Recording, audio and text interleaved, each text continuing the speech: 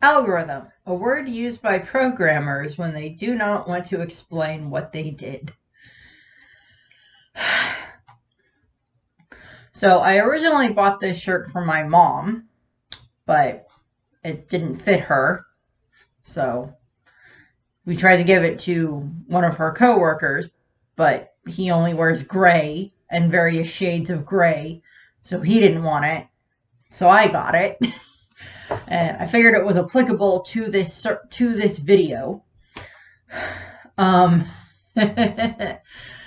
because a good chunk of this video is going to be about the D Reaper in Digimon Tamers. This one is specifically going to be about the history of the D Reaper in regards to like its history prior to the beginning of the story, and then the way how it affects the story itself and the ending of it. And then the next Digimon video, which will be the last one for Digimon Tamers, I will go over and break down all of the different forms that the D Reaper takes throughout the course of the series. A few of them will get mentioned here occasionally, but for the most part, I'll be sticking with the overall story and arc that the D Reaper is a part of. So,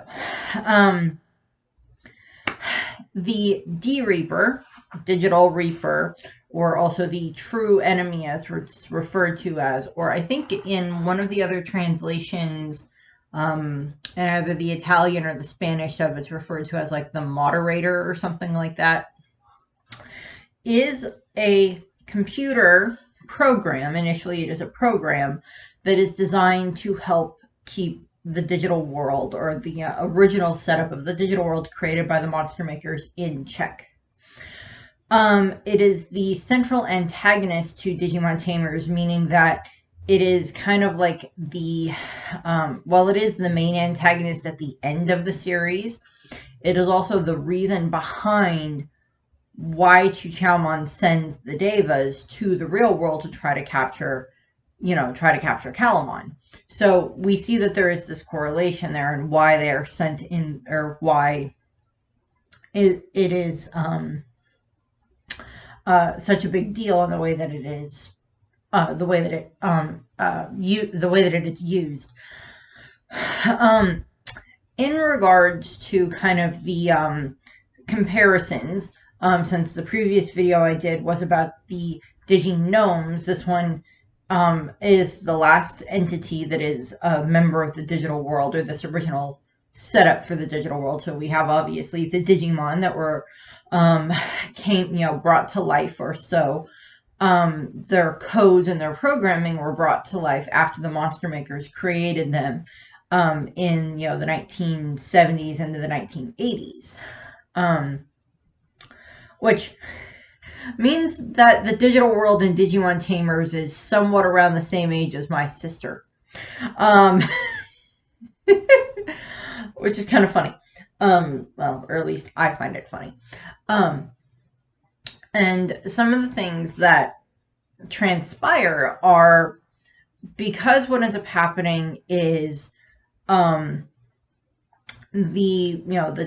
monster makers, as I've stated in previous videos, are forced to shut down their project, and the Digimon, or the basis of what was the Digimon, along with the D Reaper, that was originally just this harmless little program that was designed to get rid of like extra data that wasn't part of something. It was just designed to use to delete the data. Even the programmers themselves later on, the monster makers themselves, explain that. It's like, it wasn't designed to be able to become this. What happened, or what allegedly resulted in the creation of the D Reaper itself, was this other antiviral program from the United States Department of Defense. Yes, I see the irony there. That had this creeper virus.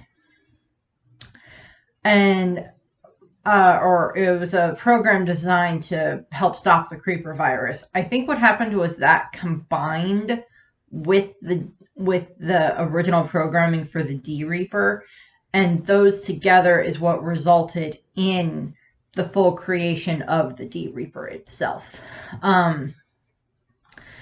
And eventually, as is stated by Zulongmon, the D-Reaper, the original version of the D-Reaper, along with the very early versions of the Digimon and Diginomes, all cohabitated the digital world, or the very early version of the digital world. But the D-Reaper kept, deleting the Digimon because that was part of its program, and it was also programming run amok. Eventually, between the Digimon and the Digimon that could, evolving as far as they could at that point, along with the Diginomes, they were able to put the D-Reaper into hibernation. And, the base setup for what the D-Reaper was supposed to do was, once the number of digital life forms reached a certain point, it was supposed to start deleting them. But it was exceedingly proficient at this and did it much too quickly. Eventually, as I said, they are able to get the D-Reaper to go into a form of hibernation, where it stays for, within the digital world, a huge amount of time. For the real world is 20, 25 years, give or take. While the rest of the story is going on. While, all of the original programmers, graduate and get married and have families of their own and have kids of their own and everything. And then results in the generation that is Henry and Takato and Rika and their friends. And this is kind of like the origin of the D-Reaper. And that's kind of the initial setup for it. And eventually what ends up happening is, the D-Reaper awakens, which is supposedly kind of where the start of the story begins. So in regards to the design concept for the D-Reaper, it was created by head writer of the series, Chiaki J. Konaka, and it was designed to be an entity that is neither Digimon nor human, which generally the way that we've seen in Digimon Adventures and Digimon Adventures 2.0, the villains are, throughout the course of the original series, are Devimon and Elecmon and the Dark Masters and Myotismon and that type of stuff. They are evil Digimon. And then in the second season, in Digimon Adventures 2.0, with Davis and his group, the villains are Ken, as the Digimon Emperor, and then he's being manipulated by Oikawa and Arukenimon and Mummymon and such. But Oikawa is being manipulated by Myotismon / Malomyotismon. So, again, it's this thing where it's there is this evil there, but it's actually the root of evil Digimon being the cause of all of this. And so we see that, and even in Digimon Adventures Tri and the Last Evolution, when it comes to Digimon Adventures, there's there's generally a human involved who has lost their Digimon in some shape or form. And so it's this human that is just doing what they can to try to be reunited with a form of their Digimon, or prevent the current generation of Digidestined from losing their Digimon the same way that they did, as we see throughout those courses for those two. So it's set up as being, with Digimon Adventures, with Digimon Tamers, again, they want the main entity that is the main villain, the final villain, to be something that is not human nor Digimon. And the D-Reaper is neither. The D-Reaper is a computer virus run amok and gone way beyond its parameters. And it even gets to the point where it wants to destroy the human world as well. And the fact that pretty much most of the D-Reaper, whenever we see the main body of it, is this giant gelatinous blob, or these weird, red bubble things that we see. I'm pretty sure that is partially a reference to The Blob, as in The Blob, the movie. But it's also this concept because it is this CG design in the 2D world of the digital world or the real world. And yes, there's elements where there is clearly hand-drawn or a drawn version of it that they end up interacting with, and most of the agents that are sent out from the D Reaper are, you know, the hand-drawn element, but like the D Reaper itself, the main form of it is like this seething, pulsing mass that the kids and the Digimon have to deal with. And while the D Reaper is technically man-made in the fact that it is based off of an original virus or an original program created by the monster makers, it has still developed its own kind of personality, or it's developed its own parameters for itself that it sets out for itself in an attempt to destroy the digital world and the real world. So basically where the story picks up is that, as I said, throughout the course of the 70s and the 80s and into the 90s and into the early 2000s, you know, the D Reaper is first developed, and it's alongside the Digimon and the digital gnomes in the base version of the digital world. And then they're, you know, between them working together, they're able to find a way to make the D Reaper go into like hibernation, where it stays for a good chunk of time. And eventually, by the time we get to where the current story is taking place, the D Reaper has awakened. And it's figured out that, oh, the Digimon have managed to evolve, you know, evolve far surpassed where they were initially supposed to be able to get to within the parameters that had been initially set out for them. And part of this, as I've stated before, is because of all of the human technology that has advanced and the internet and all of this other stuff, because the digital world is connected to the internet and is connected to human technology the same way that it is in, you know, Digimon Adventures and Digimon Adventures 2.0 and down the line, and Digimon, you know, Frontier and all the other ones. It is connected to the you know, the web, the internet, the human technology and everything like that. They are connected. And eventually what ends up happening is, yes, the D Reaper awakens, and Azulongmon, Sovereign, decides that, okay, the D Reaper has awakened and we need to be able to protect our ability to digivolve. So he has the Diginomes transform the Catalyst, which is the program that allows the Digimon to evolve in the first place, into Calamon, and then sends Calamon to the real world, where Calamon will hopefully be safer.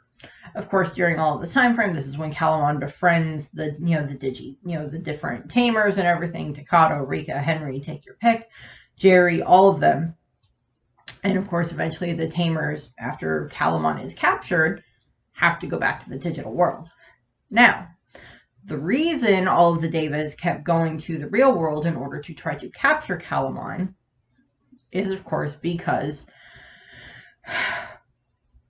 Chuchalmon, in an attempt to try to get Calamon back, so that way they can use Calamon's power to help them digivolve further to fight the D Reaper. So that's why he sends the Devas to go to try to get Calamon, which of course results in 11 of the 12 Devas eventually all being destroyed, and the one left being demoted.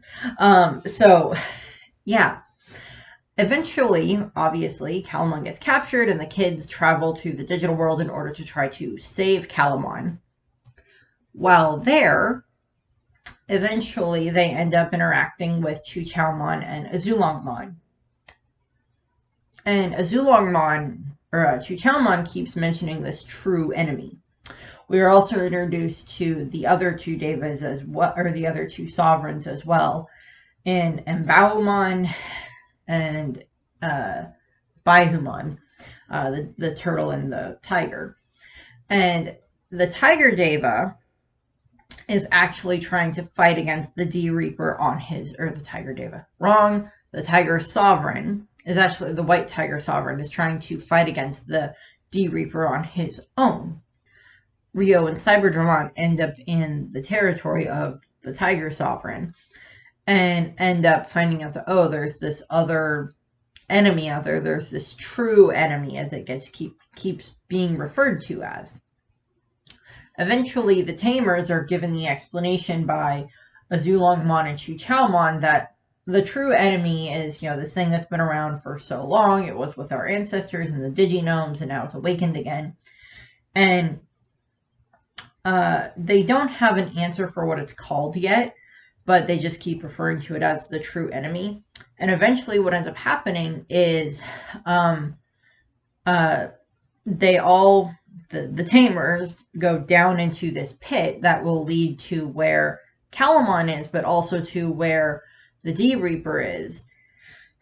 And, Rika and Renamon go off on their own to try to get Calamon and, do what they can. And they end up interacting with Rio, and they end up seeing this, like, gelatinous goop at the bottom of this, at the bottom of this ravine. And it, like, touches, I think it touches, like, Rika's backpack, and it just, like, no more backpack. I hope she didn't have any of her good cards in there. But what ends up happening is, Rika and, Ryu and Cyberdemon kind of try to, stop it a little bit, or, waylay it by, crumbling a whole bunch of rocks on top of it. It doesn't really do too much. It just keeps continually, like, eating through it, like acid boiling up and just, like, slowly corroding away at, like, whatever is on top of it in order to escape.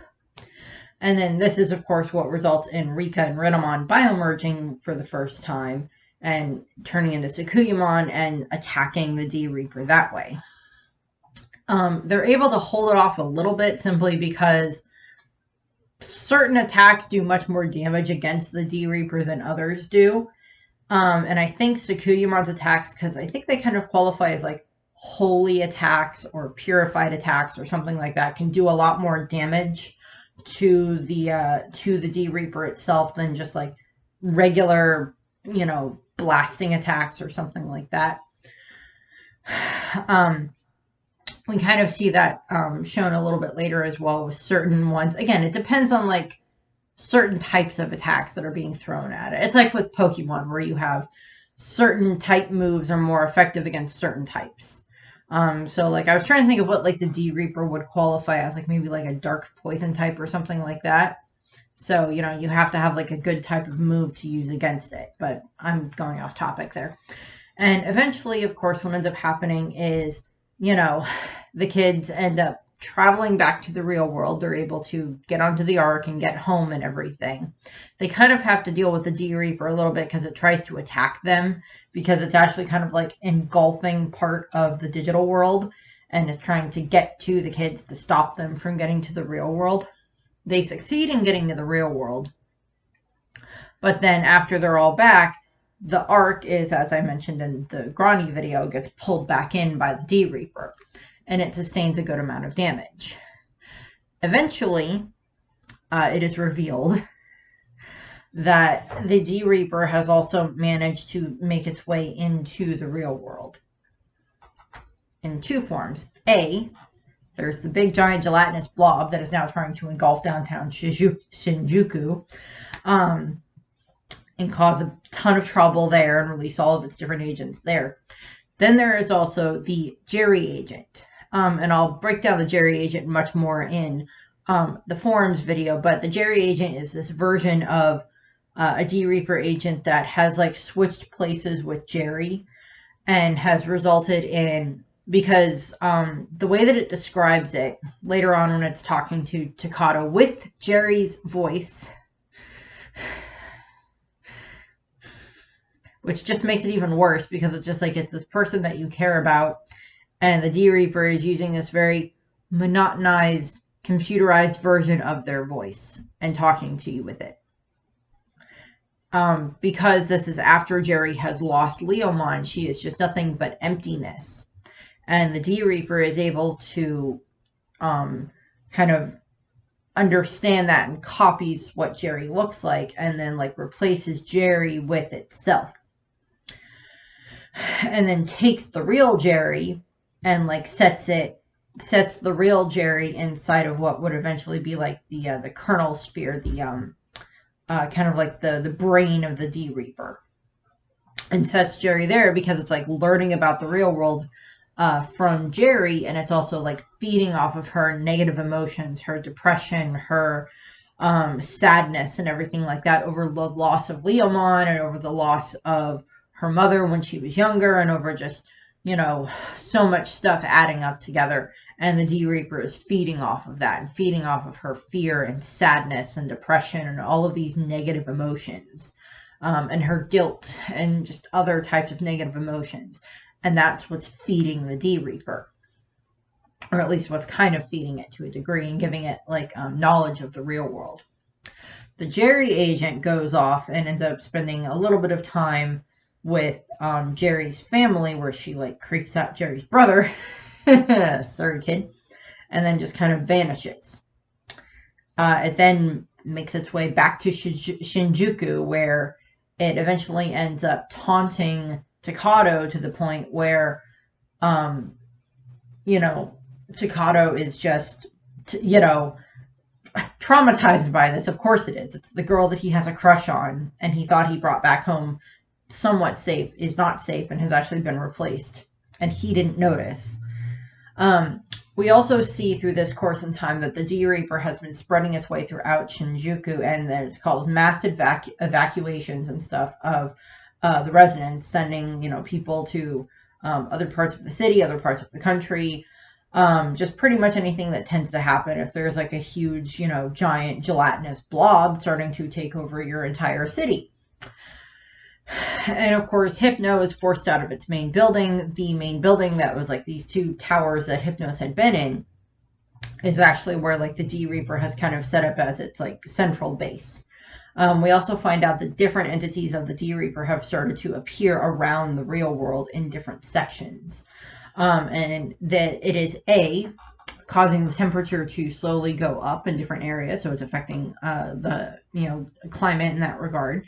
It is slowly eating away and devouring the buildings that it is coming in contact with, and just like absorbing it into itself.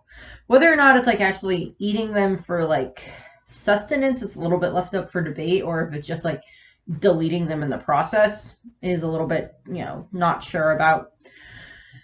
And what ends up happening is they also end up having it where they have like a couple of the different members of the, you know, the monster makers go on television and explain what is going on to the world about the D Reaper.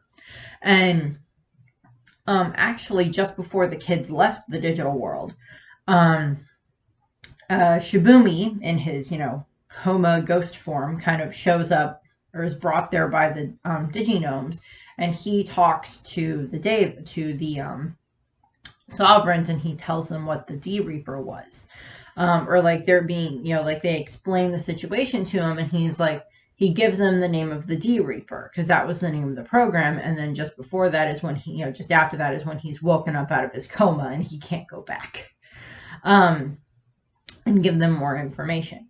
So thanks, Shibumi. You were helpful. Now go be more helpful and find the other monster makers and help them. And what ends up happening from there is, of course, you know, the kids are in the real world and they keep trying to fight against the D Reaper. They end up interacting with all of these different D Reaper agents that it keeps sending out, all of these different variations that it comes up with to try to, you know, some of them are more, you know, numerous just to cause more distraction. Some of them are much bigger and can cause a lot more harm and problems. The military gets involved where they are trying to, you know, block off parts of the city and try to, you know, find ways to like actually fight against the D Reaper. Some of the things that they end up doing is the D Reaper at one point in time like swallows like a video camera or like a television camera, and is like using that to like, you know, observe what's going on and, you know, kind of communicate a little bit here and there. One of the other things that happens is the military actually end up firing a whole bunch of missiles into the D Reaper. Now, Yamaki thinks that they're trying to fire in like actual like armed artillery type missiles. They're not. They're actually sending in observation drones. that are able to then like gather, images and information and scans and stuff like that of the inside of the D Reaper, which is why we're able to see, all of these buildings that are just like half devoured and stuff like that inside of it. And this coincides, or is also kind of happens with when they're able to get the Ark / Grani back from the digital world, and they're able to see the images that Grani took of the battle that the Sovereigns are having with the D Reaper in the digital world. And they're able to see that the digital world is also being, tortured and hurt and everything like that by the D Reaper in the process. And it is that the Sovereigns are fighting there as much as they can to try to stop them, to try to stop the D Reaper. And we see like the anguish and the pain that it puts the Tamers through as they see what is happening to the digital world. And so they're able to get this information by, comparing it to what they've already learned. We also find out that in the real world, the D Reaper has a problem with devouring organic matter, with devouring organic life. So it can like devour buildings and sidewalks and cars and things like that. But it seems to have a hard time with trying to devour like trees and plant life and things like that, because it's something that it's much harder for it to understand the base concept of. Because like when they're inside of the D Reaper at one point, Takato and Gilmon end up having to like land inside of like this what would be part of like the park. And they land there and they're kind of on the safe area. They're not as safe as they were if they would be outside of the D Reaper, but they're at least somewhat safer. Because it's like the D Reaper can't quite seem to devour this part. We also find out, because this is partially when Takato is being confronted by the fake Jerry, by the Jerry agent. Kenta and Kenta and Marine Angemon show up, and Marine Angemon, who is a mega level, is able to just like send out these like heart type things, and it's just like this heart attack that's like kahuna waves, and like the Jerry agent just like sees this and just like, oh no, and like scurries off, like, okay, that must be one of the very effective attacks against the D Reaper. And also we find out later that the kahuna waves are able to actually help it be that like people that are inside of the kahuna waves, like the giant heart bubbles that Marine Angemon can send out, are actually somewhat protected being inside of the D Reaper, because we see this later during the final battle when Kazu and Kenta and their Digimon and Lopmon are all inside of the bubble during the final battle of the D Reaper and such.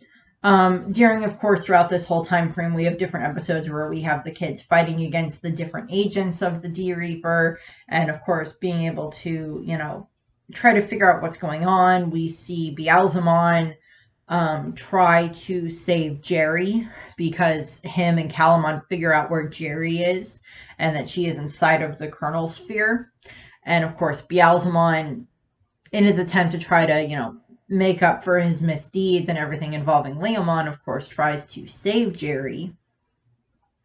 Would have worked, but Jerry had PTSD, or would have almost worked, but Jerry had her PTSD kick in at the time, which is understandable given everything that happened with Leomon and Beelzemon.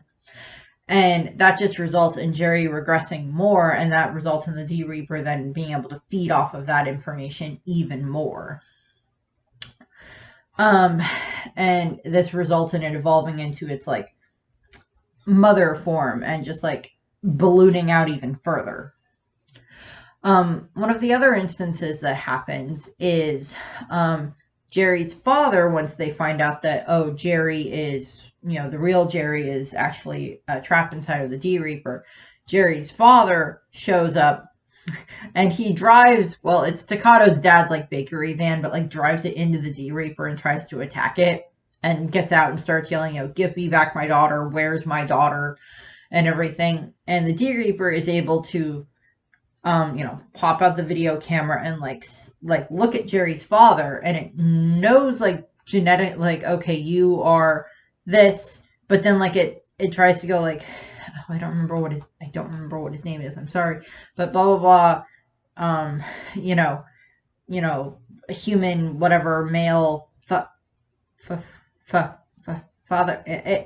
And it's explained by Renamon that, like Digimon, the D Reaper does not have a parent. So does not understand what a parent is, what a father or a mother is, because it's not a concept that they are familiar with. And the D Reaper just kind of like stumbles over this. It can't seem to grasp this concept. And that, of course, results in, like, of course, it has to, like, keep starting over when it's trying to identify who Jerry's father is. And, of course, again, it's using Jerry's voice. So this is, again, it's like this, additional trauma messing with your enemy level with the fact if you're using the voice of someone that they are familiar with and that they love, in the case of using it against Jerry's father and against using it against Staccato and using it against Beelzemon to, like, make him guilty even further and everything like that. Or when it's communicating with Jerry, when Jerry is able to finally actually, like, snap out of her depression and everything like that. Inside of the D Reaper, when she's able to snap out of that, and she has Callum on there, and she's trying to figure out a way to escape and everything like that, it's still taunting her with her voice, and she's like, stop that, stop taunting, stop using my voice, stop messing with my loved ones, and, using my voice to do it, please stop, and everything. And so she's begging for that to happen, and eventually this, of course, results in, the big speech that Jerry gives and everything. But at one point in time, she also ends up kind of also looking like she's going to be crucified because she's, like, all wrapped up in the D Reaper's internals inside of the kernel sphere, because it's still feeding off of her. It has this bond with Jerry. And of course, then we eventually get to the final battle of the D Reaper, which is, of course, when, Takato, Rika, Henry, and Rio are all, bio-merged with their Digimon, and they're all inside of the D Reaper and fighting it. And Takato's main goal is to go and try to save Jerry, and the other three are off trying to figure out what else to do to try to stop the D Reaper. And they find out that there is Operation Doodlebug, which is designed by the monster makers to be able to use the Juggernaut program in order to try to reverse the evolution of the D Reaper and, like, bring it back to its original form. During the battle, the real world and the digital world are connected between the D Reaper at this point in time, and this other, a little bit more archaic version of, like, part of the D Reaper comes up through the hole and is trying to attack Tsukuyamon and, and Mega Gargomon and Justimon is trying to attack them. Justimon and Tsukuyamon end up having to combine their powers, and Justimon ends up being able to land a pretty good hit on it, but not enough that it actually destroys it.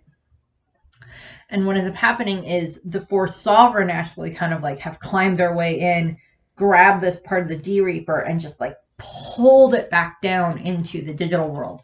So that way the kids can keep fighting it. And then this is when Henry as Mega Gargomon goes into the hole that was created, the wormhole, and is just spitting exceedingly rapidly. I don't remember if it's clockwise or counterclockwise, but spitting very, very rapidly. And they're activating the Operation Doodlebug, which is the Juggernaut program, and they're using that to be able to reverse evolve the D Reaper, to, like, suck it back into itself.